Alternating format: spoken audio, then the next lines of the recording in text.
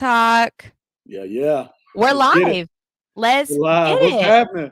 What's happening, We are everybody? back. What's popping? We are back for another Monday nightcap with Coach Dub. I'm your host, Laci, aka LacedUp. How are y'all feeling? How are you feeling, Coach Dub? How's life going? It's What's it's everything looking like right now? it's Monday. Yo, I feel good though. It's Monday. I feel good on a Monday. Look, spring ball has started. It's rolling. A lot of great things are going on, man. Like, I'm excited. Like, you know what I'm saying? I ain't got no Monday blues. I'm excited. It's a good time. It's a good time to be a Longhorn fan. It's a good time to sit and talk ball because we're Mhm. into week 2 of spring practice. We are into starting to get into where we're really starting to see a lot of these people, really starting to see a lot of these guys and see how they seeing where they kind of fit in. This Yeah. is where we're kind of picking and poking and prodding and kind of seeing where guys are going to fit in, seeing Mhm. where some of the new transfers are going to fit in, how we're going to work them into the scheme differently because we've got a lot of added depth Right. to this team this upcoming season. So how are you feeling going into week 2 of spring ball? I feel great. I think they're going to practice, getting ready to go to practice number 4 or 5. I think they already had a small scrimmage. Mhm. So, like you said, it's time to start seeing the pecking order depth chart. And I gotta say this: if you haven't, please go to InsideTexas.com and subscribe. It's $1 right now. You can go read all the practice reports, like from start of practice till today, and find out everything: who's running with the ones, who's running with the twos, They what they got all the good stuff. They all got the all good the stuff. good So, stuff over there. They make everybody feel like an insider. yeah, definitely. So I just want to throw that in, but I'm excited because now you get to see who's not separating themselves, so to speak, but who's Mhm. in the coach's mind saying, okay, this person is starting to get it. This person looks good. Mhm. This person has improved. This kid here looks better than he looked last year this time. Like, Mhm. okay, I'm building something right. They're just trying to find out about their team. What kind of team will Mhm. I have? I think that's what spring ball is about. What kind of culture I have, what kind of identity I'm going to have, and what kind of team, who can I count on, right? You start to get that and formulate that as a coach saying, okay, I can count on this 22. All right, where's my next 22 guys at? The second string Mhm. guys. Then who's the backups after that in case injuries go down? So it's just Mhm. a good time to start learning about what kind of team you have. Well, and kind of going into what you said about the culture side of it, you really start to see the mental toughness of a lot of the returning guys, transfers, all this stuff, how they approach winter workouts, because all of that is coming to light now. You're getting back in front of your coaches, you're getting back in front of your staff, you're getting back in front of Coach Becton, you're getting back in front of all these guys and all you have to show is what you've done for your winter workouts. Have Bingo. you dove into the playbook? Have you dove into your weightlifting? Like have you focused on your body? Have you made sure That that you're focusing on your diet? Like have you focused on the right things to get your body ready for spring football? Mhm. Yep.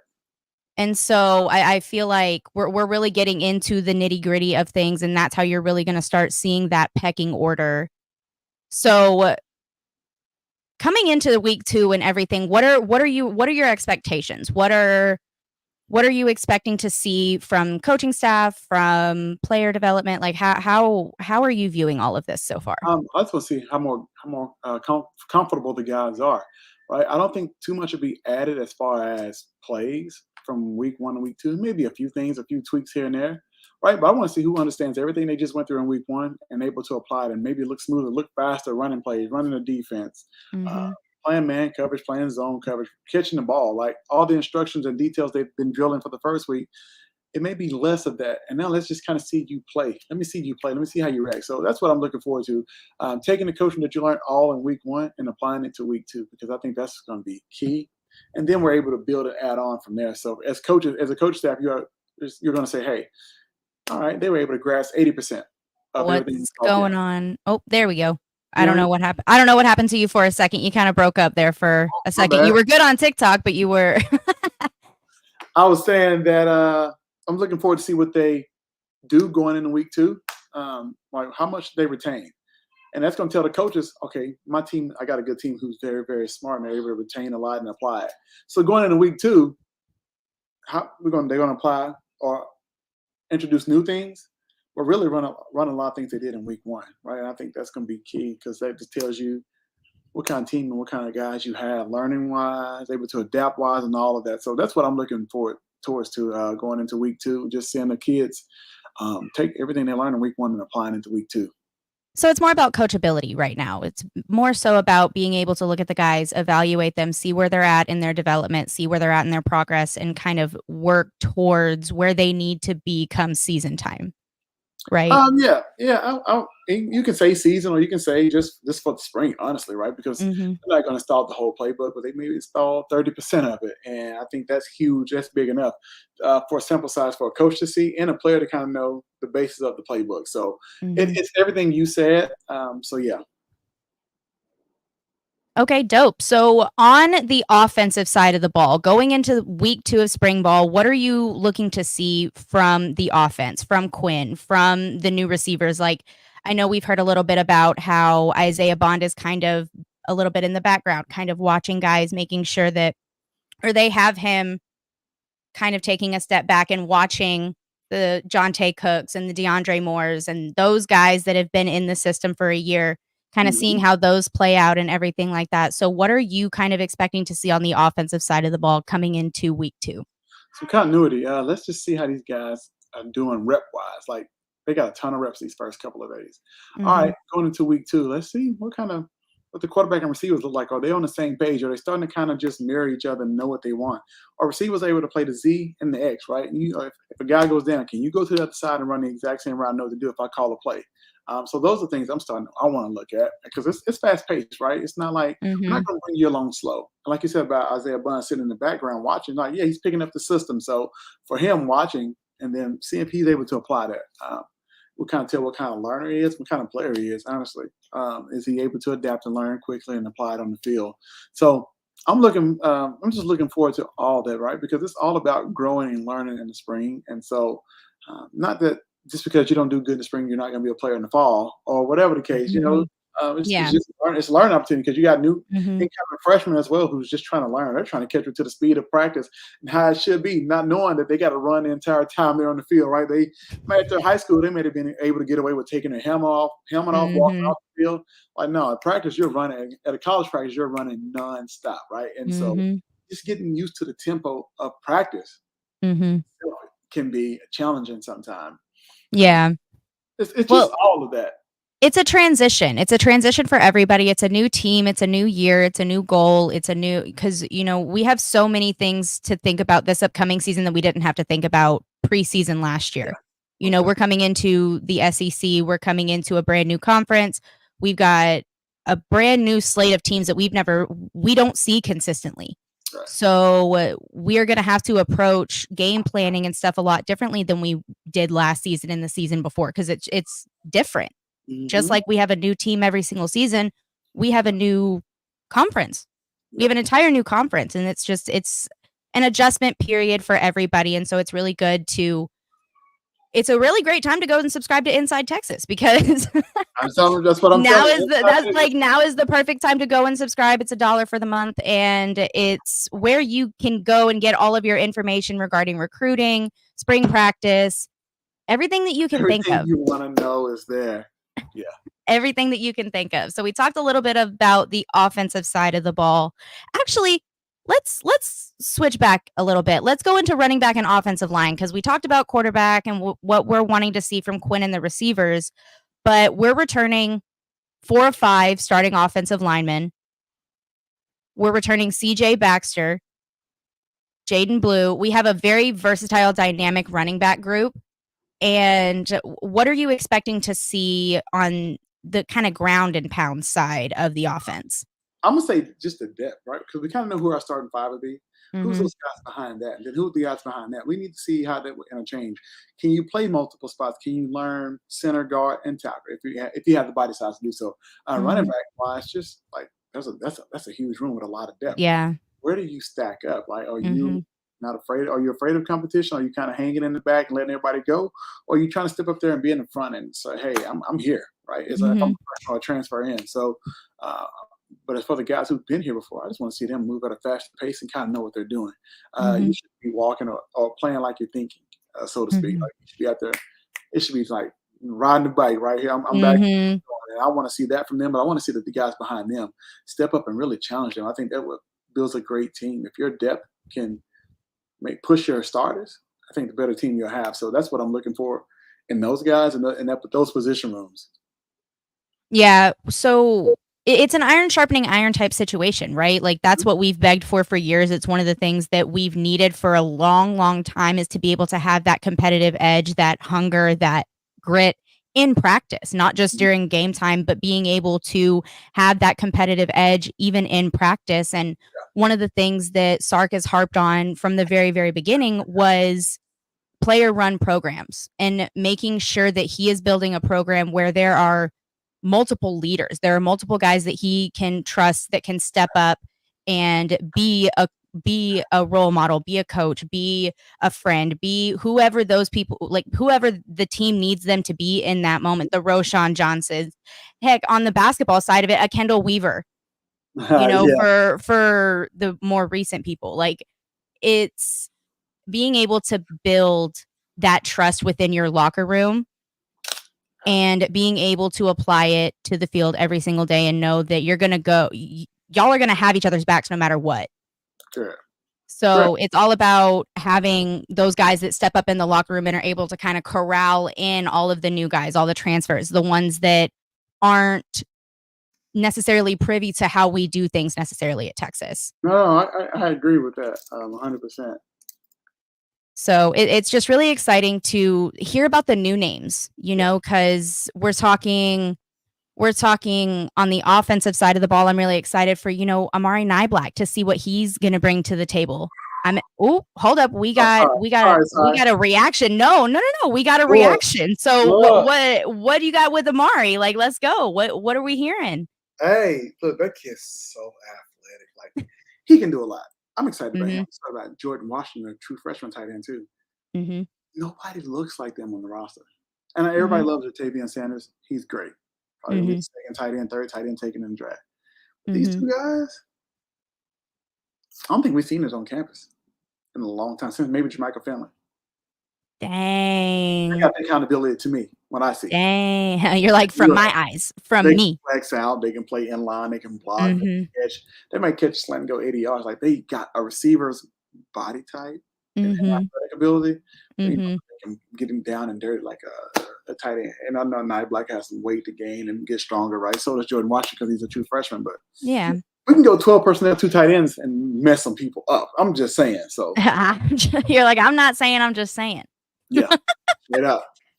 Well, those are always super positive things to hear, right? Because especially with a transfer, that's something that you want to make sure that they not only fit your scheme physically, but they also fit your locker room and they fit everything that you're wanting to complete as a program. Hmm. Because it's one thing to get a guy in that's athletic and comfortable and aggressive and physical and fast and all these things.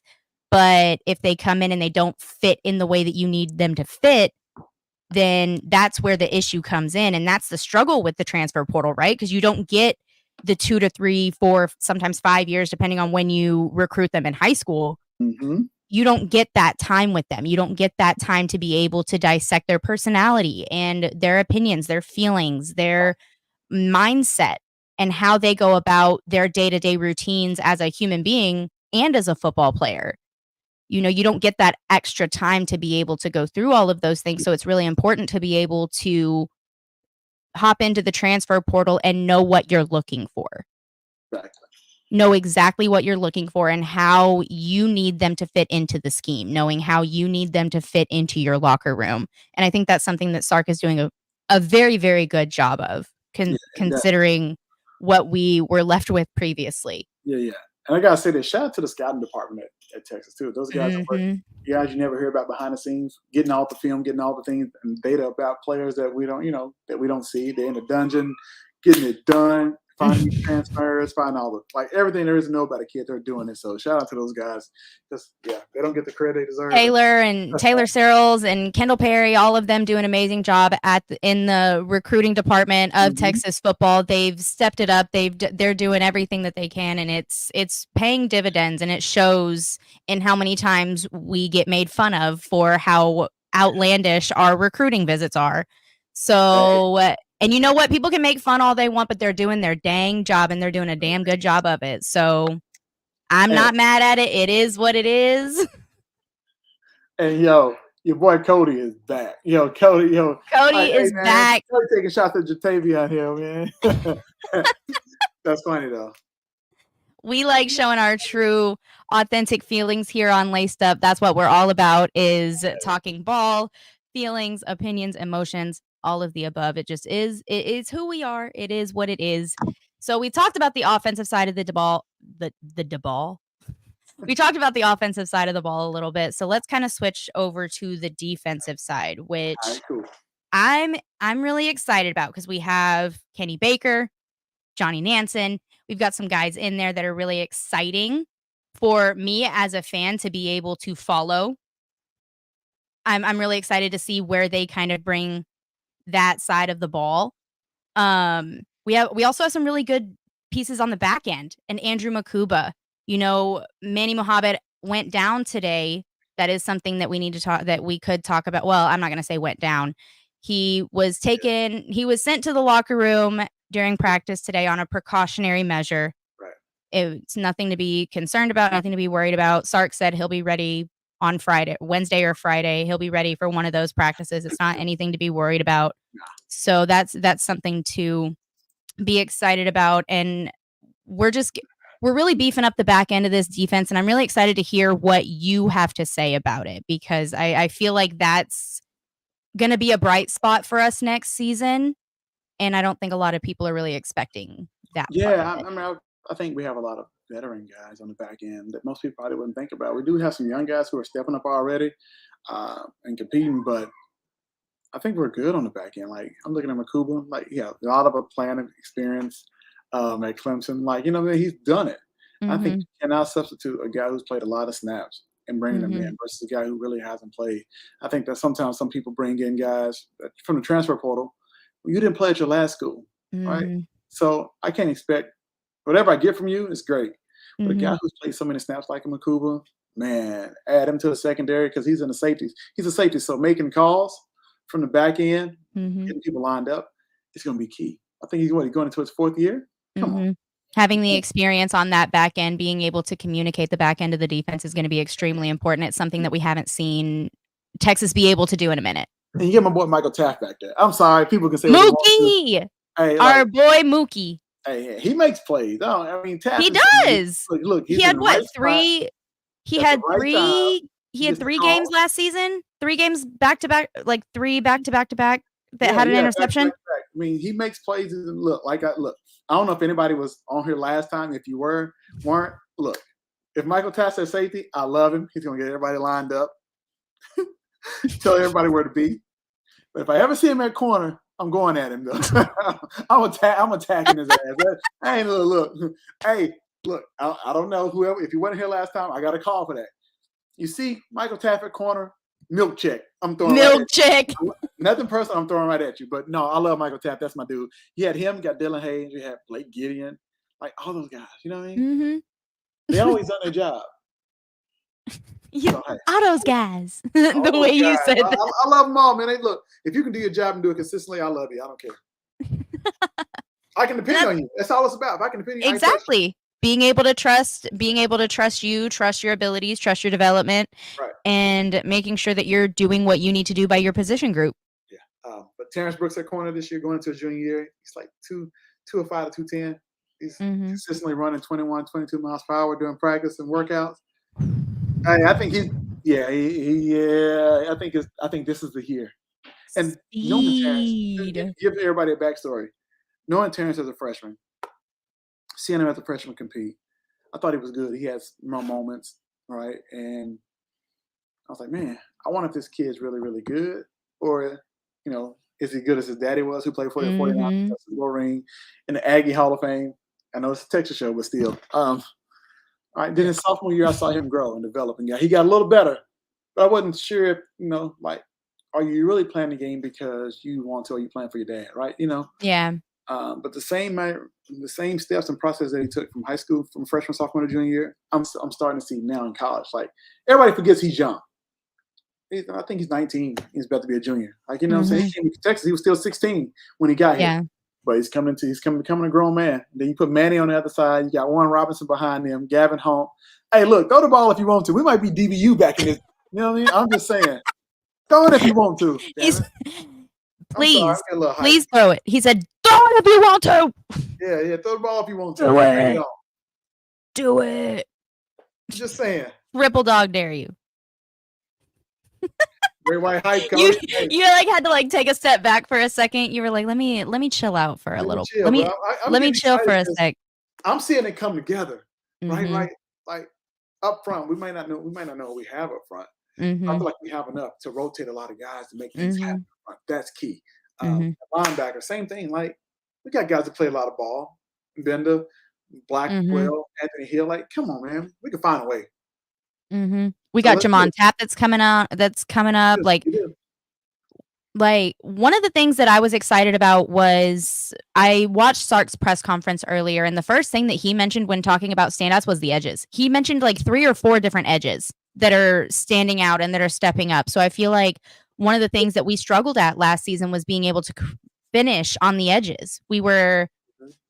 able to get that interior pressure with Tavondre Sweat and Byron Murphy, but it was really difficult for us to actually fully finish the job and be able to close with that edge pressure. Yeah. And for Sark, for the one of the first things out of his mouth during his press conference to sit and say, these I don't remember exactly who they were. I think it was Trey Moore, Baron Sorrell, and Ethan Burke.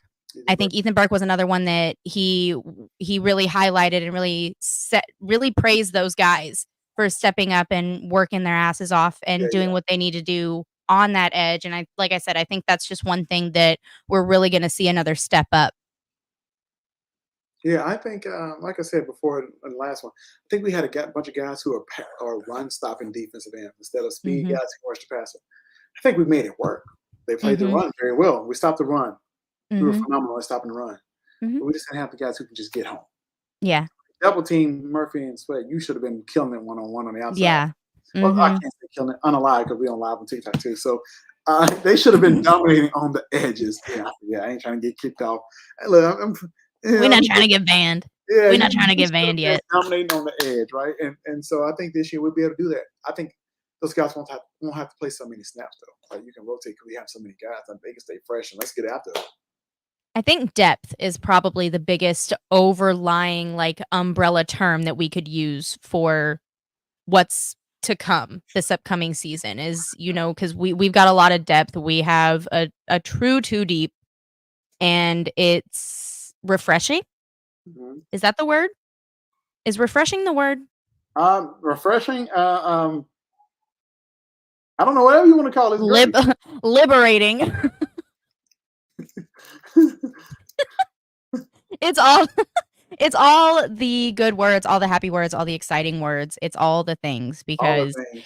it's an added it just continues to show that we're moving in the right direction, that we're moving in the direction that we've all been begging for years and the direction that this program deserves to go in. I agree. Quite I agree. quite freaking frankly. And I don't want to oversell it. I don't want to get overhyped because we still got to play the games and what we do on the field matters. Mhm. Right on paper, it looks good. Oh, it looks beautiful. Looks gorgeous. And Cody, I agree. Bledsoe, man, coming out party this year. Hey, I love that kid. Like, Let's love that let's kid. I bring love up the kid. I love that the kid. let's bring up that because that is a lot of question marks Mhm. going into next season is that defensive line, the interior of that defensive line, who's gonna step up, who is gonna be our Byron Murphy and our Tavondre Sweat. You're not gonna replace a Byron Murphy and Tavondre Sweat. You're just Nope. not like simmer down those expectations right now because that's not something that you replace it just in the next recruiting class. Sure, sure. Both of those guys, neither of those guys are guys that you just replace. And if we're being completely honest, both of them, one of them was a low 4-star, one of them was a high 3-star. They needed to be developed Right. into what they became. True. So where are you on the development of that interior defensive line and how are you kind of approaching your opinion on how that's gonna go next season? Honestly, look. We all know Bo Davis can develop. Those guys got to spend 2, 3 years, maybe 3 years with Bo. Some of them, Mhm, they didn't know how to play D line. I think they have the strength, they have the ability, physical and athletic mhm, ability to play. mhm, I'm excited to see what Coach Baker brings and what he teaches Mhm. them, within the scheme and things like that. See how Coach Nansen has them attacking. Um, I think like Bledsoe, and this from Byron Murphy's mouth himself. He said Bledsoe's the best D lineman on the team, even with him and Sweat there. And I'm just that is a crazy thought, considering the fact that Byron Murphy and Tavondre Sweat are literally yeah, draft picks. yeah. And so it reminds me of like the early 2000 teams where we would lose guys and the next guys was just like, oh, we ain't missing a beat. We're rolling. We lost Stark has been Sean Robinson. stacking. We lost Casey Hampton. Oh, man, but here comes somebody else. Here comes the Caleb Mhm. Jordan's or Corey Red. And it's like, oh, okay. Mhm. And we lose them. Then we got Rod Wright and Tim Crowder and Brian Robinson. Like, Mhm. we're good still, right? Like Yeah. it reminds me of that time. Mhm. And so I think we're getting back there. I'm ready. We got to prove it, but I'm on paper. Hey, I mean, that's all. It's preseason. It's the off season. That's all we can talk about is what's on paper, right? Like we don't have games to go off of. We don't have those. So I mean, all of it is just on paper, but we're really excited nonetheless because we think we're gonna have like I don't know about you. I think we're gonna have a hell of a team next year. I think we're gonna be in the top upper part of the SEC, whether that yeah, be straight up. let me not put that No, throw it out out there. into the, well, because Don't be scared. it's not that I'm scared, because the thing is it's not even just our ability. It's not even just what I see from the team. It's not just what I see from whenever Sark comes out in press conferences and all of the stuff that we read on Inside Texas. Like it's not just all of that. It's also the fact that our schedule aligns well. We have a pretty favorable schedule going into year 1 of the SEC, whereas Oklahoma does not. Oklahoma got a tough draw coming into year 1 in the SEC. So I feel like that's another thing. That's another added layer that kind of aligns with what we're saying, where yes, it is on paper for Yeah, sure. It is based off of notes and documents and media, and like that's what all of our information is based off of. But but and I say this. Everybody, I guess you look at names, you look at logos, and you say, "Oh, mhm. they got a tough schedule," or "Our schedule isn't as tough." You never know what a team's going to be, right? So, and Mhm. I challenge And not that's totally fair. every fan out there watches the game on Saturday. Please don't look at the logo and say, "Well, oh, they're not that good. We're going to beat them," and chalk it up as an easy win. Mhm. If anything I've learned in this coaching last year, like, oh man, we played Vanderbilt, SEC team. Here we are in the Mountain West. Oh, Vanderbilt had the size. They had all the SEC size, speed, everything. You look across the field, right? I don't Mhm. think these guys are big enough, but you go out there and you just play ball, and it doesn't matter. Yeah. And ain't nobody gonna respect us because we got Longhorns out of helmets or tape Mhm. across our jersey. We're gonna Mhm. be everybody's Super Bowl, so let's just see. Yeah. Hey, it's gonna be good. I'm excited. It's riveting. Like it's nerve-wracking but exciting at the exact same time, Yeah. because I feel like not only I'm not scared of the transition. Mm-mm. Like it's one of those things where if this would have happened a few years ago, I would have been like, Hey, "Oh crap." Like look. like, I would be a little bit nervous going into the SEC, but the way that Sark has stacked his recruiting classes, the way that he's proven that he's gonna develop this talent, the way that he's built up this locker room the way that it needs to be, the way that it just seems like we're clicking on all fronts, on the NIL front, Yeah, like, we're clicking on all fronts right now, and so I don't see that not being the same way on the field. I mean, don't get me wrong, crazier shit's happened, I promise, straight up. but but we're in a position to where it's the transition is not scary because of, oh, it's the big bad SEC, No, because I it's feel like we're gonna go in and compete just with everybody else. you will. Like, look, some of these kids, they grew up together. They played Mhm. against each other in high school. They don't been around in camps, all that. So you ain't playing against no strangers. They put their pants on the same way they do. They put your helmet on the same way you do. It's like, hey, whatever. Let's just line up. Mhm. Let's go. Yeah, Spot the let's ball. You just know what they had? Ain't that the saying a couple seasons ago? Spot the ball and spot it. Let's get it. spot the ball. Yeah, That's what it spot the ball. is. Yeah. I ain't afraid. And No, absolutely not. Well, and speaking of we've been talking development a little bit, so I kind of want to really do a deep dive lesson into development, what it means, what it looks like, who does the developing because there are Whew. so many people on the coaching staff, there are so many different assistants and aides and all these different people that go into a coaching staff on a D1 college program. So can you kind of like give us a little brief overview of what development means and then we'll kind of dive deeper into Yeah, every let's do piece of that. it. So I know everybody has their favorite coach. He's a great developer. Maybe he is. Maybe he isn't. I'm gonna give you the truth. Like I ain't look. Dub is gonna give you the truth, nothing but the truth. That's all that matters. Hey, that's what laced up is for. That's what I'm gonna give you. That's exactly what laced up is for. Most kids, first of all, it's God given ability. You're born Mhm. with it. It's in your DNA. God gave you this Yeah. talent. You're good, right? You're good when you get to college. Most. Mhm. If you're a fast kid, you're gonna be fast in college. Can you're a strong kid, you're gonna be strong in college. Like Mhm. whatever your ability is, you had it before you got there. Like, Mhm. and I'm just gonna say this: if you look at the freshman who came in, let's take Xavier Worthy. He came in running routes, making people look silly as a freshman. Mhm. You think somebody developed him in a month and a half Yeah. and made him that? Yeah. I hate to use Adrian Peterson, but look at him as a freshman. Who developed him? Mhm. He came in dominating. Mhm. You just take a look at that type of stuff and say, hey, we like to take credit. Oh, our coaches developed him. Yeah, Some of it's just natural ability, God-given talent. it is. Like, It is. it just is what some are just more some kids are just more athletic than others. Like, it just But a ton of these kids have trainers in high school. They're Mhm. training from middle school until they graduate.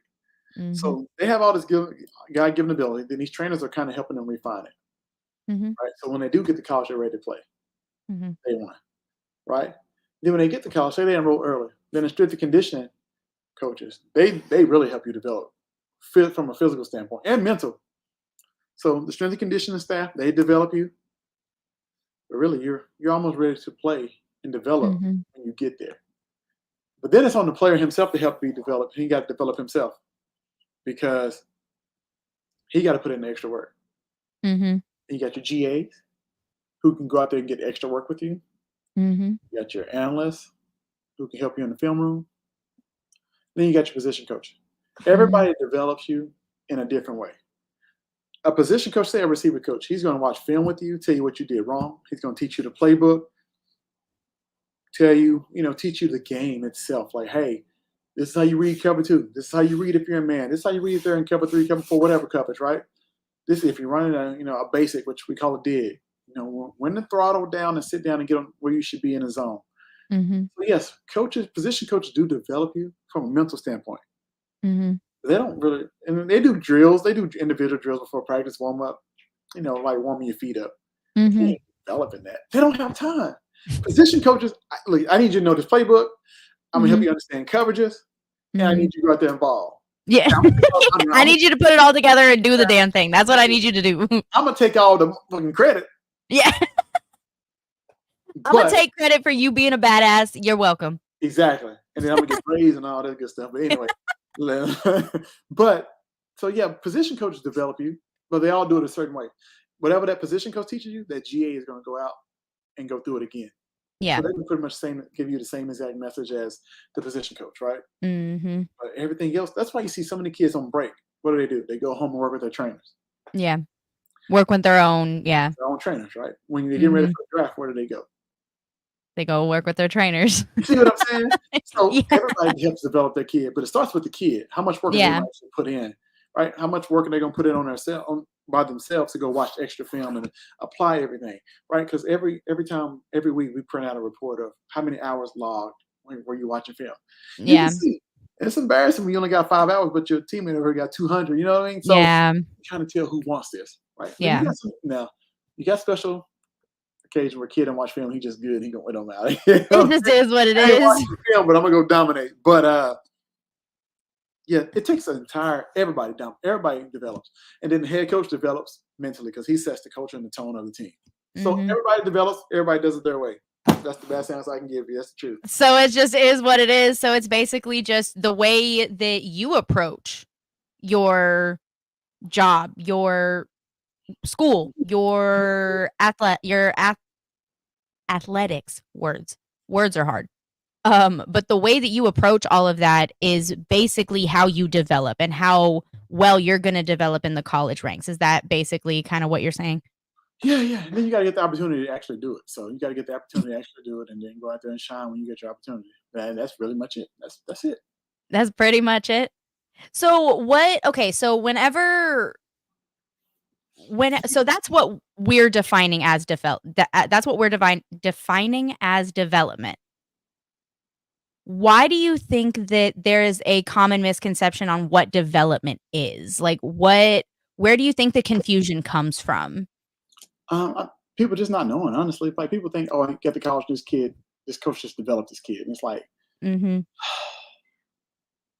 I would love to say that too, and think that too. But knowing what I know, come on, man. Yeah. I'm not going.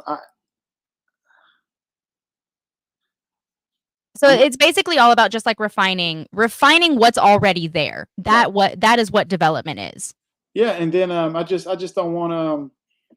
I'm not that I want to take credit away from position coaches because I Oh, never for do that sure. because they do Yeah. a great job of preparing kids mentally, Mhm. like no other. They put in the time, Mhm. and it's like I need you to know this, right? Because at the end Mhm. of the day, it's on them if the kid doesn't perform too. They Yeah. can take the credit, but it's also their fault if they don't perform, right? And Yeah, then for everybody sure. ever can say, "Oh, that coach sucks." Anyway, um, He didn't develop for shit. exactly right. So I think, or they got worse under him. They got worse up under this coach. Oh my gosh, here we go. Did they? Did Yeah. they though? All right. So I think, like I said, it's on the individual himself, but it's just so much that goes into developing. All right. Mhm. I don't want to take credit away from anybody, but I'm not going to give credit to just one person because, yeah, Well, and that's fair because there's a lot of ways that you can develop. I mean, there's a lot of ways that me and you can develop. So it's the exact same way whenever you're talking college football, right? Because you're implementing a culture, you're implementing workouts, you're implementing a diet plan, you're implementing all of these different things on top of school, on top of maintaining your social life, on top of making hmm sure like because at the end of the day, these are still college kids.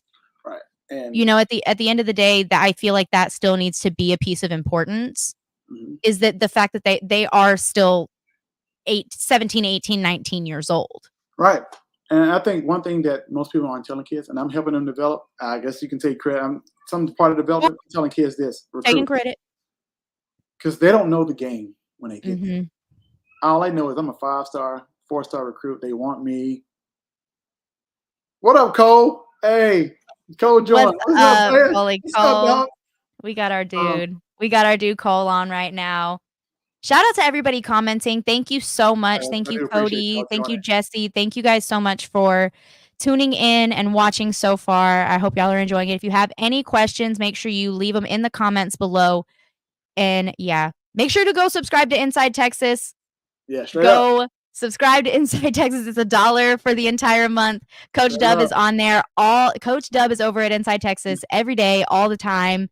He posts amazing content, writes amazing articles and everything. He knows all the ins and outs. So make sure y'all are going and subscribing to Inside Texas. I Or just appreciate come hang that. out with us on Monday night too. You All can right. do And that shout out to my boy too. Kermit. My boy Kermit joined. Yeah, you know. Um, Thank but you guys so much for joining and showing up and showing all the love. We really, really appreciate it. So yeah, I tell every kid this, and I'm trying to teach them the game before they get to college. Right? When you get there, whatever position you play, mhm, make that GA and analyst your best friend. mhm. Right? When you get there, you need to. I tell them, look, when you get to the school when you first get there, right? Because now you're not the 4-star, 5-star guy. You're just a number and name, right? You get to your position coach. Say you're a receiver. I'm just going to use receiver. Go Yeah. to Chris Jackson. Say, hey, Coach Jackson, I'm glad to be here. I don't expect you to give me shit. I want to earn everything. Mhm. I want you to be hard on me, hold me accountable, because I'm trying to be the best motherfucker to ever leave the school. And you got to talk. Don't be afraid to talk just like that. I want to be the best fucking to leave this school. So I want you to push Mhm. me, hold me accountable to no end. Don't slack up on me. Coach me hard. Mhm. It's gonna set that coach a different mindset. Like, dang, this kid's crazy. But this kid won. Now he knows you want to invest in yourself. Guess what he's gonna do? He's gonna Mhm. invest in you. Period. Yeah, That and is I mean, a different it's tone, right? yeah. I tell every kid that no matter your position, when you get there, go to your position coach and tell them that. Exactly. Mhm. 2, find out who the GA is, who's working with your position group or analyst.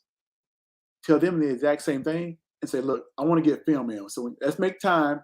This is my schedule. Once you find out your schedule, get with that GA or analyst. I want to find time to watch and go through film with you. Teach me Mhm. the play. Please teach me the playbook, the ins and outs. I want to know signals. I want to know it all before we even go out there and practice. We may Yeah. be here doing off-season lifts and working out, but I want you to teach me all the football stuff. And it takes that kid to actually say, and it takes time to learn it. But you got to Mhm. set aside time and not hit Sixth Street every night, right? Sit down and It's do that. tempting. The best Tempting. linebacker, Ray Lewis, said, hey, it takes a lot of boring time to really study the game. And so you got to put that boring time in. Learn all the Mhm. when you step out there for spring practice day one. Hey, who is this kid? How does he know so much? Like, Yeah. do that. Do the boring stuff when you get there. Get with that Mhm. GA. Get on the field and hey, teach me the drills y'all do. Mhm. Right. Teach me the drills. I want to know the warm up. I want to know warm ups, individual drills. What does the practice plan look like? Walk me Mhm. through it so I can run through it. So when spring hits, and I've been doing this 100 times before I even came out here in the spring. It's that Mhm. stuff you don't know, and kids don't think to even do that. So I'm trying to give kids Mhm. now the game, and not no matter where they go to school. If I know a kid, I'm gonna give them the blueprint of this how you do Yeah, it. for And sure. who cares if you being a kiss ass? So what? Coaches got Who favorites. I cares? don't care what you It's gonna get you to where you wanna be. exactly. Coaches got Kiss favorites. all the ass you want. I don't care. Kiss ass. Become that coach's best friend. Now your position coach ain't gonna be your best friend, so to speak, but he will become your best friend because you Yeah. perform and you know he can trust you. Because when those Mhm. coaches have a meeting, the head coach say, "Hey, who do you trust? What's up?" He's gonna Mhm. say your name, and the more Yeah. name time your name comes up, the more likely you're gonna play. And so Mhm. that's what I tell every kid coming into their freshman year, man. Do that, but actually don't just say it and do the work. Do that, then put in the work. I promise you, you'll play early. You're gonna gain the trust of your teammates and every coach and that coaching staff. And the other thing is, don't test dirty.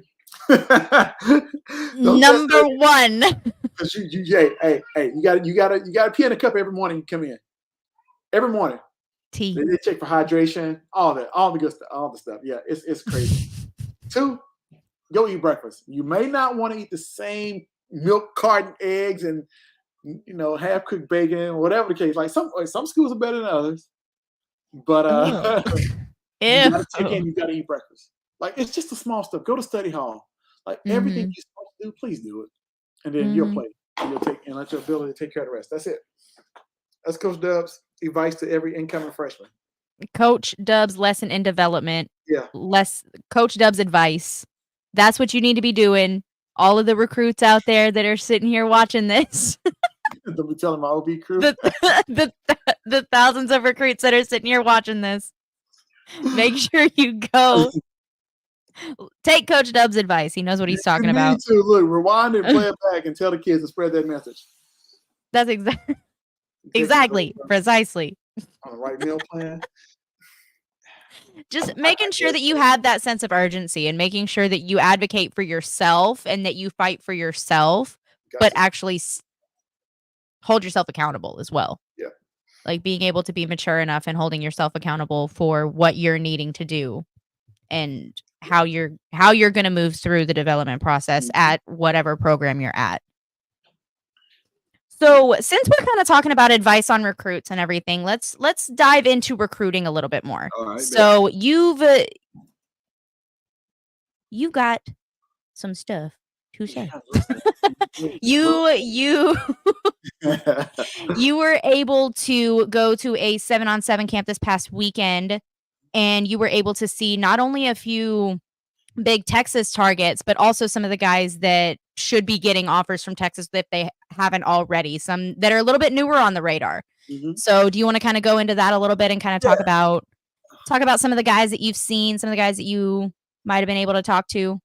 Yeah, so we all know like Markel Ford, safety out of Mesquite Horn, Manuel Choice, a receiver out of Lancaster, so many other kids. Zane Rowe, who's a 2027 kid, that's an incredible DN, tight end, whatever you want to call him. He was out there. I saw some guys that Texas was talking to early on, but didn't end up offering or kind of slacked off after offering. They were out there, but it was like a competitive. camp, kids were really, really getting after it. And Mhm. so it was good just to see those guys compete. A few more guys I thought were going to show up went to other camps, so they didn't go out there to the 7-on-7 tournament this weekend. They went to, and they did go to 7-on-7 tournaments other places, but it was just a great, it was just a great weekend tournament, man. Just seeing the guys compete, right? Because you always want to see you get put in the setting like I call it the jungle sometime, right? Because Mhm. 7-on-7 is a little chippy. You have to talk in. I want to see how kids can respond when somebody's in your face. Ain't no Mhm. referee. You ain't inside the true white lines where people can Ain't protect nobody to you. save you now. It might a fight might pop up. Mhm. I want to see what kind of backbone you got. Can you stand up against everything and still go out there and dominate and play? Are you gonna catch the ball on somebody and let them know about it? And I want to see Mhm. I want to see that. And so, or if you're a DB, you get up in the receiver's face and say, "Hey, I got you. You ain't getting nothing." Yeah. That's what I want to see, right? And so Mhm. that's what I was kind of able to see. A lot of kids put that on display, man. A lot of young kids out there, man. A lot of 27 kids, like, man, I don't know what's in the water. I don't know if they feeding these kids, man. But some of these 27 kids, 6'3", 6'4" already, and running like gazelles. And I've been saying that for yo, years. I've something's in been the water. saying that for years. I don't know what they feed these kids nowadays. What are y'all feeding them? Because these kids are huge. Yeah, I mean, don't get me wrong. Okay, so I grew up in the DFW area. I went to school at Grand Prairie. I I was in the same district with Duncanville, with, like, we played DeSoto, we played Cedar Hill, like, those were the teams that we played. They weren't as good back then, but that's besides the point. I That's besides the agree. point, but I don't remember I don't remember going to school with kids that big. Yeah, Like, I don't remember seeing 6'5", 6'6", 200-pound kids. Like, I don't remember seeing guys that big, and don't like I said, don't get me wrong, I understand I went to Grand Prairie and we're not known for yeah, the great red Omar. producing, like, we got Savion Red. You do got, you do, you, We got Savion Red. do got Savion Red. Hey, RGP. hey. RGP. Okay, anyways. Uh, I heard South runs the Gopher Bowl though, something like that. I don't know. that runs the Gopher Bowl. What do you mean runs it? I don't know. That's what I heard. Because last time I checked, it's at Grand Prairie High School, and we're the ones that maintain and upkeep that hoe. So they decided South Grand Prairie decided they wanted a planetarium over a football stadium. So that's their problem, not mine. Ooh, shots fired, Pew SGP pew pew Warriors. pew pew pew pew. Okay, anyway. Anyways, um Riley Pettijohn. Yeah, yeah.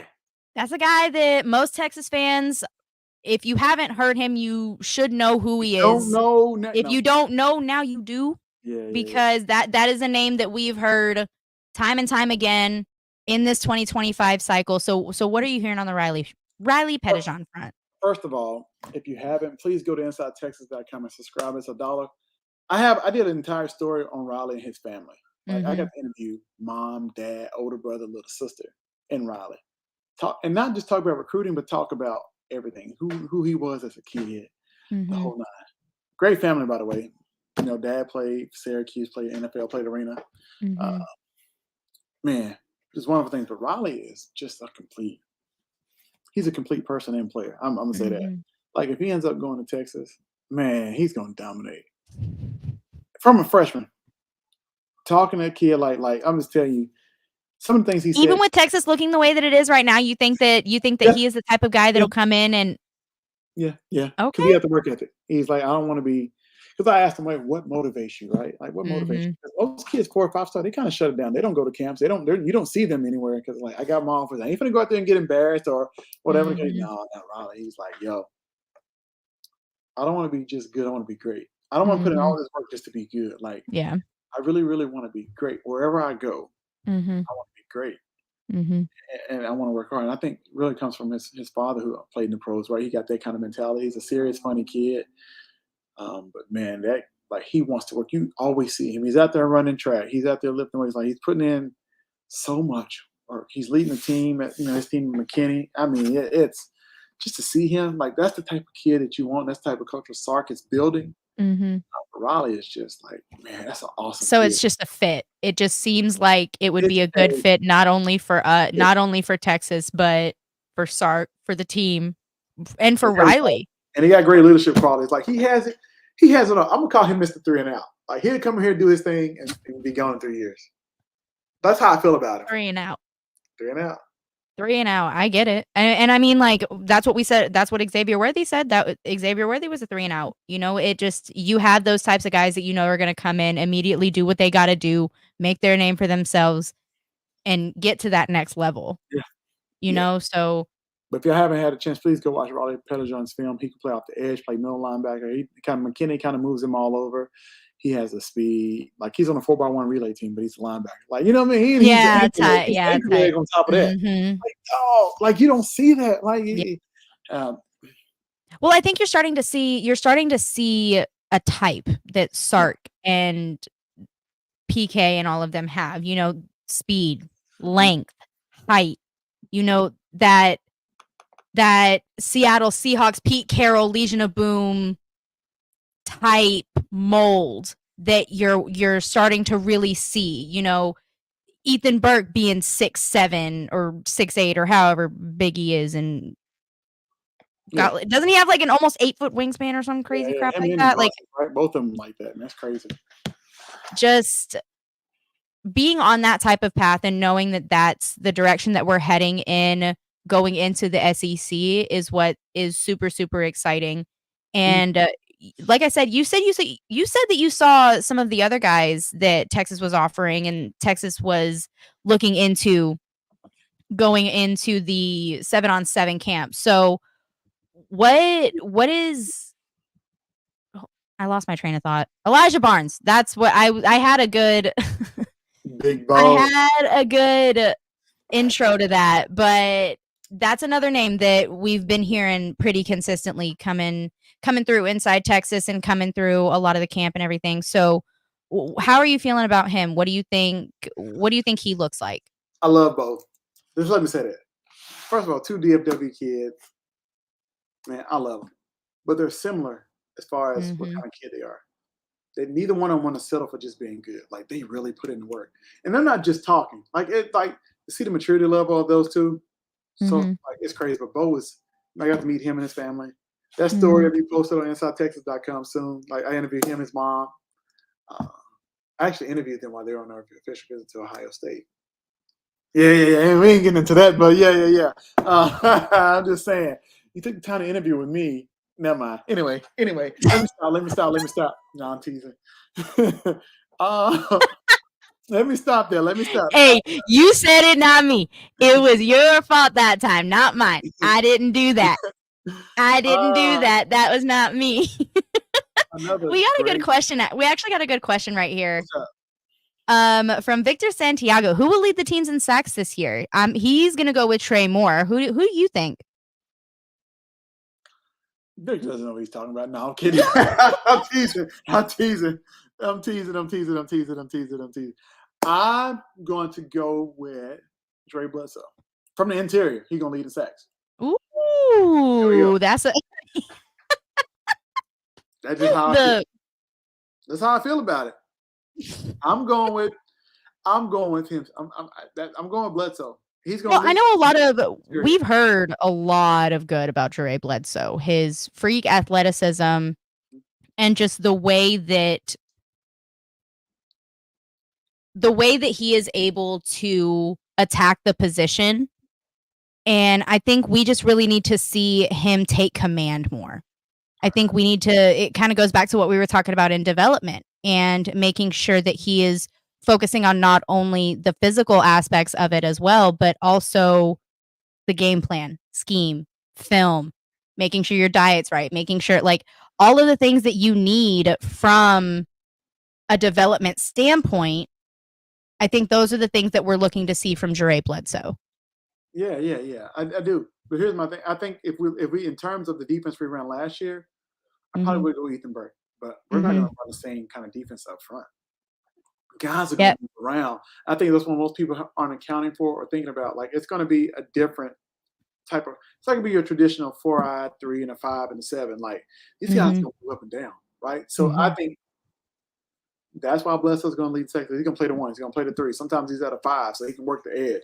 Like there's going to be so many different fronts that they're going to show you next year. And let me shout out Coach Nansen is man. I'm going to be honest with you. He has a voice. He's implementing some things.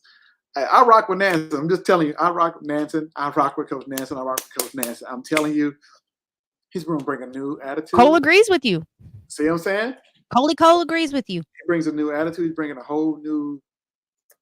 Yeah, can't get into too much, but yeah, it's like the front. It's going to look different. It's going to be a lot of moving parts. That's why it won't be a traditional Mike linebacker. Mike Anthony will play Mike, but he's not going to line up in the middle. And like, yeah, I don't want to give away too much, but yeah. But there's a lot of differences that we're going to be able to see come spring game. That no, you don't think so? They won't show it. Okay. When do you think that we're gonna? When do you think that? What? They're gonna line up in base defense, pretty much. Okay. It's gonna be vanilla. You won't see much, but come fall, whew, okay. And I can give you a reminder. Everybody here's a football fan. Everybody remember the Giants when they beat the Patriots, whatever. How they had like a little thunder pack. How? Hold up. Before we go into that, how much did that hurt your heart to say? A lot. Yeah, they ruined a perfect season, man. Continue. I was just asking. Damn Cowboy fans, I tell you. What did I do? I didn't do anything. Hey, my team hurts my feelings enough. Leave me alone. I didn't do anything. Honestly, like I don't know if people that had straight hand outside, then they had Justin Tuck, who was a DN, but they moved him to a 3. They took another DN, OC, something, put him at a 1. Like they had number speed, like a NASCAR package. Like we're gonna be able to do that this year. Like you can move work inside. Like oh man. Hey, I'm excited. I don't want to get too excited because it's only spring, but and it's only week 2. We got a lot to talk. We got lots to talk about. There's gonna be so much to talk about with these upcoming weeks, with these upcoming next few weeks, with spring ball, spring game coming up in a month. There's a lot to be excited about. If you haven't decided to come to Austin for the spring game, you should definitely do it. It's going to be a lot of fun. Come on, what are you doing? It's going to Austin. To quote Jamon Tapp, Texas is live. Texas is the place. If you ain't in Texas, where you want to be? And that's facts. I had to laugh at Victor. He thought he gave up on A. Collins. Man, Victor, that's harsh, man. Victor said he gave up on Alfred Collins. I don't know. How do you feel about that? I don't think I've necessarily given up on him. I think that it's just hard because your first instinct is to compare him to Tavondre Sweat and a Byron Murphy, and that's just not. It's that, like I said, that's your first instinct, but you can't do that. Like that's what I was saying earlier about simmering expectations, tempering expectations, and letting this defense kind of form itself. What year is he going to? Year 6 or 5? 5, I think. Somebody can verify that for us in the comments, but I want to say he's going into year 5. Yeah, year 5. Let me say this. How can I say this? Doesn't Texas have something like No Child Left Behind? I don't want to say I give up on him. Year 5, he's just a guy. I'm sorry. No, and that's fair. I mean, that's not a knock to anybody. It just is what it is. He looks like Myles Garrett, tall, big.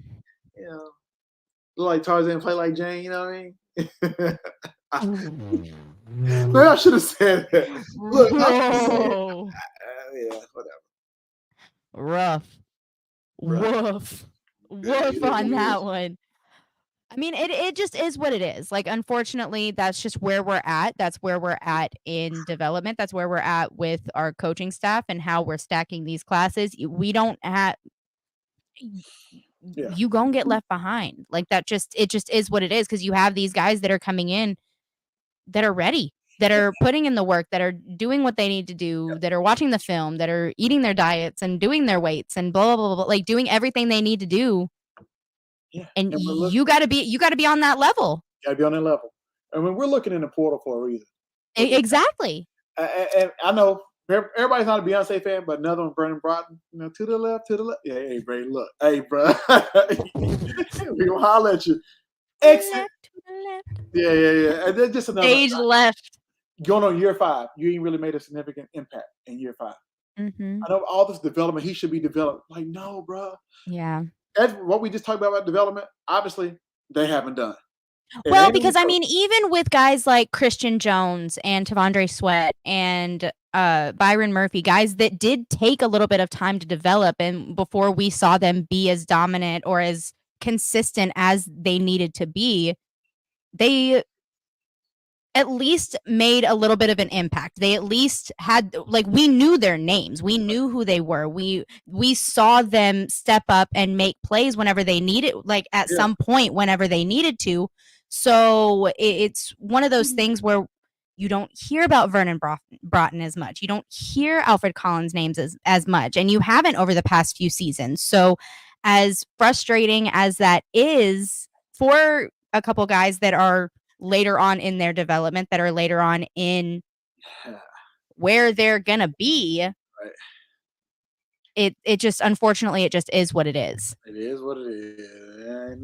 Ain't no hard feelings. No personal. It's not personal. No hard feelings. No, it's not. And that's the thing, is like, all I have full faith that every single one of the guys on this team is a good person. Like, Sark is, well, not every single one of them, maybe not, but Oh, I do gotta say this. I know everybody's expecting Trey Moore to be just dominant. You know who Trey Moore reminds me of?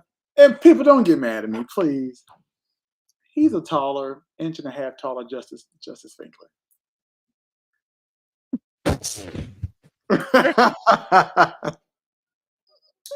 why do you say that? Huh? I just said he's a taller Justice Finkler. That's all. But why do you say that? Like, I'm wondering why that's the comparison. Let me say this from his Are body you type. saying, I was just about to say, are you saying from like a production wise or body type or play style? Like, there are a lot of different ways that people can interpret that. All he's like, all everything, everything, all of it. Anyway. Dang.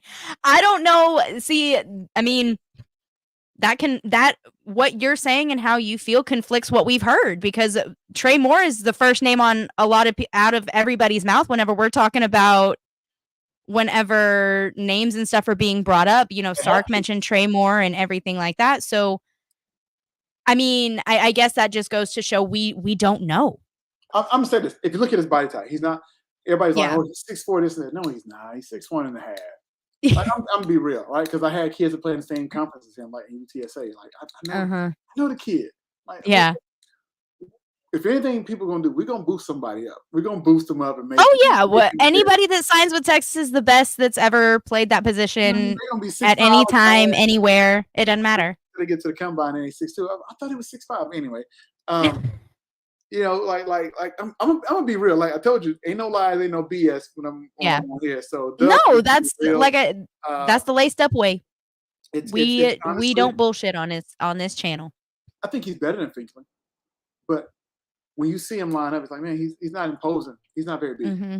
Got that Dwight Freeney kind, like, look, and Dwight Freeney. Yeah. Don't get twisted. Dwight Freeney was a beast. Yeah. He can hard. He can rush the pass. I'm not saying he can't. I'm not saying he has T-Rex arms like Cody said, but he has a little more bend. He has a little more flexibility on the edge, but like, he just doesn't necessarily impose that fear. I wouldn't be no.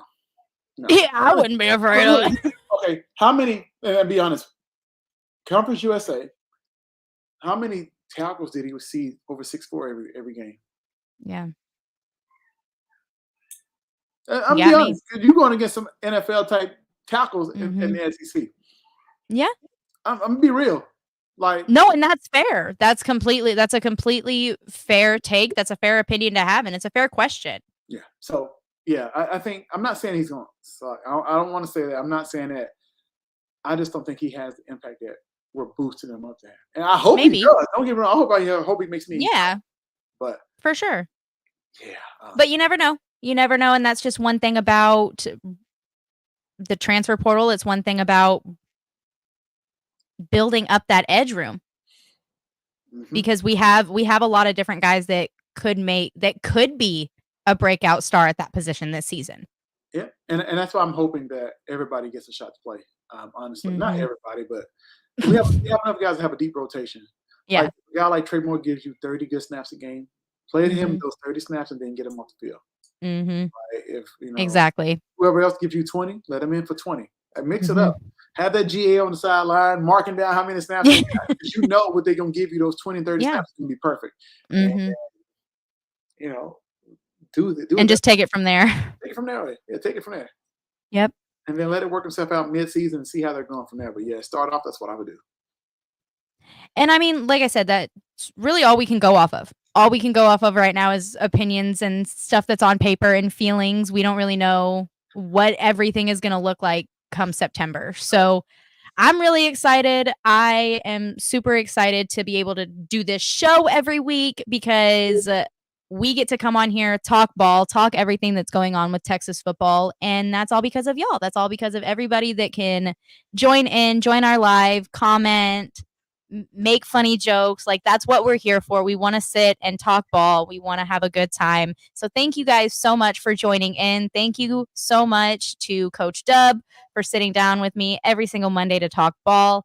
And we're gonna have a lot of different ideas. Like, we have a lot of different stuff in the works. We have some thoughts and feelings and ideas that are gonna be going on, but Perfect, oh, Cole. Sorry. nope, Perfect, that's Cole. okay. We got it right Thank here. you. Hey, that's where I'm at with it, Cole. That's where I'm at with it. He's serviceable. Hey, Yeah. and sometimes that's good. Do your job. Hey, I'm good Yeah. with it. Now I'm being called a hater in the chat. Oh my! Now I'm being called a hater. Ooh, stop hating, Coach Dub. How am I hating? Look. Stop hating, Coach Dub. You want a Q&A, you want some real from Coach Dub, hit me with any question. I'm going to tell you the truth. I'm going to tell you what the TI is. All right, you're going to make the 903 come out of me today. I'm going to tell you what the TI is. Not the Beast Texas. Yeah, Beast Texas is going to come and ask me a question. I give you the real legit answer. I ain't going to sugarcoat it. Shoot it. I'm going to give you the truth. It's not hate. It's just real. Now, that's how it is on LacedUp. That's how he is on Inside Texas. That's how he is everywhere. He is Coach Dub. I'm just saying. He said I'm hating, man. I'm just trying to. The man asked me. Man asked the question. I'm just telling what Trey Moore is to me, what he looks like. And we can go down the roster. You want to? I go through all 100. Every single person. I ain't heard. I was about to say we ain't got time for that tonight. I was like, I gotta eat dinner. But thank you so much to everybody that joined the live. What were you gonna say, Coach? Everybody who comes to spring game, we fade in that bar, coffee bar. Everybody hitting coming through. I am not saying that on this live right now because I'm not bringing it. I'm giving plugs out here. I'm trying to give you the plug. I mean, yeah, like I'm trying to help you. I want to get people to come in, but like with this getting people clip this and stuff, like that's. Oh, I don't know if I necessarily want I don't know if I necessarily want everybody knowing where I work. I don't know if I want that, but yeah, cut. How my players do? We got to cut. Yeah. Oh, how many players we got to cut, Cole? How many rosters? We got to have 85 active. We got to have 85 that's active.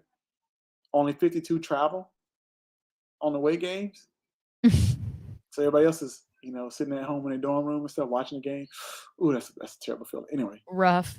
It'd be like that. Man, we can talk about roster management. Next show, we can talk about roster management, how it looks. That is our lesson next week is roster management. Oh my God. We got a lesson in roster management from Coach Dub. Make sure you tune in next Monday for this lesson because obviously he's extremely passionate about it and it's something that's really close to his corazón. Yeah, so thank you guys so much for joining this live. Thank you so much for everybody that commented, liked, subscribed, shared the live. I appreciate you so much. We'll be here every Monday at 7 p.m. Central Standard Time. Make sure you go and follow Coach Dub on all of his social media accounts. All of our social medias and everything are listed in the description box below. Make sure you go subscribe to Inside Texas. It's only $1 to subscribe for the month. That's where you can get all your information for all things Texas football.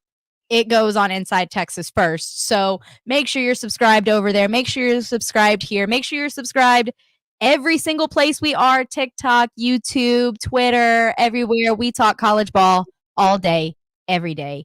Yeah, buddy. See y'all next Monday. Thank y'all so much. Hook 'em. Bye, y'all. All right.